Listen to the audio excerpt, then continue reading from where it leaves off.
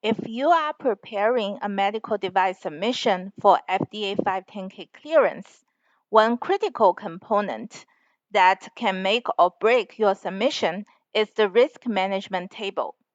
But what exactly does the FDA expect in this table, and how can you ensure your risk assessment aligns with FDA requirement? Stick around because I'll break it down for you today, step by step, with a real world example. In this video, we will cover what the FDA 510(k) risk management table looks like, the key elements you must include, and a walkthrough of a completed risk managed table using real world examples. Additionally, to make your submission process smoother, I've also included a link below where you can get a ready-to-use FDA 510(k) risk managed table template with real-world scenarios, helping you streamline your regulatory journey.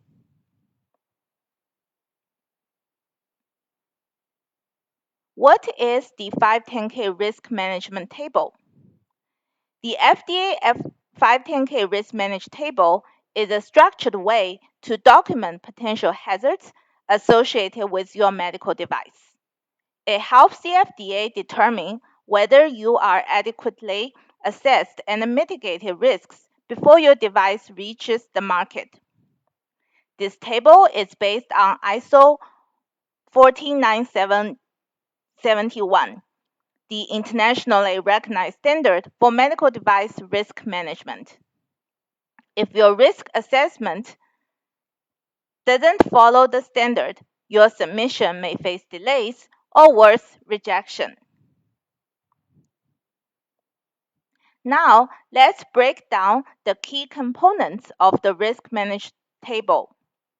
A well-structured table typically includes these essential columns. First, hazard or failure mode. What could go wrong, such as software crash, a sensor failure. 2. Hazard classification. Was it a safety issue? Was it a function issue? Etc. 3, 4, 5, they are the severity, occurrence, and detectability rating. Severity determines how severe is the outcome. Occurrence is how often it is likely to happen. Detectability is how difficult it is to detect before the harm occurs. And these three ratings are usually on a scale of 1 to 10. And 6, the risk level, which is the product of the three ratings. The higher the product, the higher the risks. 7, mitigation measures. What design or process you have put in place to reduce the risk. And here, traceability is a very key component. Last but not least, verification and validation method. How do you ensure your mitigation strategy is effective? These elements ensure a comprehensive risk assessment that aligns with FDA expectations. Now let's go through a real-world example. This is an actual risk manager table from one of my previous submissions.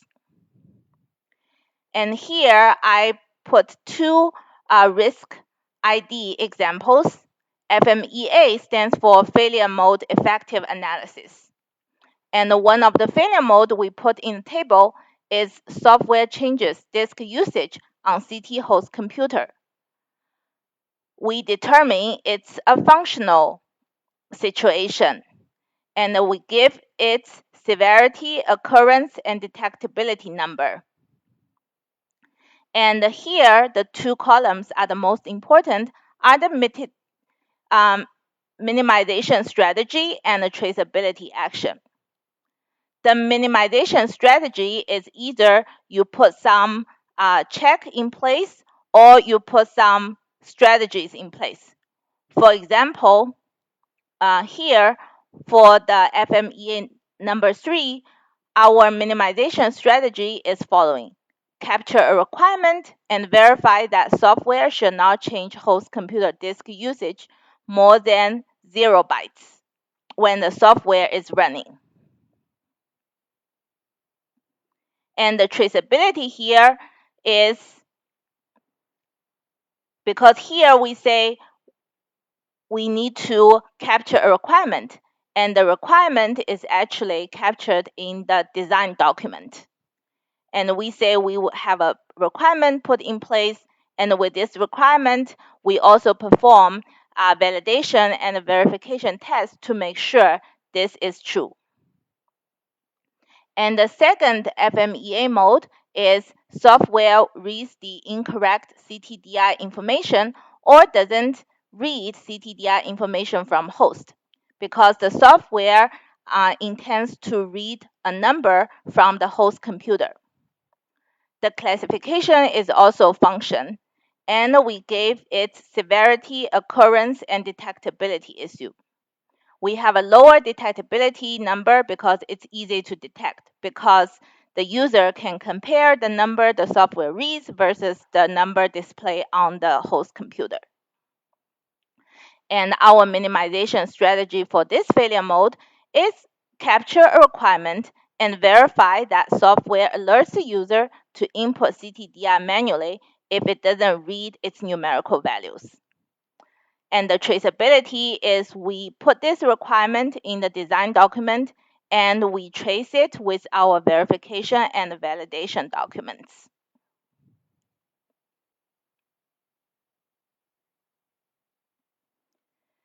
If you want to access a ready-to-use template with real-world scenarios, check out the link in the description.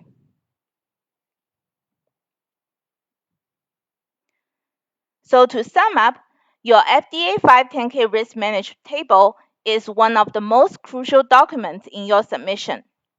It must clearly outline potential hazards, risk levels, mitigation strategies, and verification methods. One challenge I personally faced during my first submission was traceability, making sure everything was properly linked. But once you get the hang of it, it becomes second nature. Found this video helpful? Give it a thumbs up. Subscribe for more insights on FDA 510K submission and medical device development. Drop a comment if you have any questions or topic requests. I look forward to hearing from you. Get a ready-to-made 510K risk management table template here in the link. Thank you for watching.